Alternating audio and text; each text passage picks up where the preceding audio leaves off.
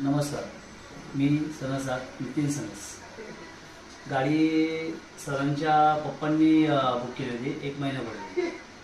त्या माऊलींनी सांगितलं की आमच्याकडे पण बैलगाडी होती, जुनी बैल होती, ती आता पहिल्यासारखं काय बघा पाहायला मिळत नाही.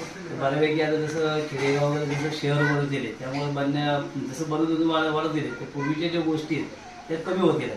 तर ते बोलले आम्हाला एक आठवण म्हणून मला ही गाडी हवी होती. 1 महिन्यापूर्वी त्यांनी फक्त फोटो बघून बुक केली होती. त्यांची आता चिरंजीव आहेत, सरांना आपण विचारूया गाडी कशी वाटते आणि गाडीमध्ये काय चेंजेस केलेत ते पण मी तुम्हाला सांगतो. आता सर कशी वाटते गाडी? गाडी छान आहे. लहानपणी मी जशी गाडी बघितली तशीच गाडी आहे.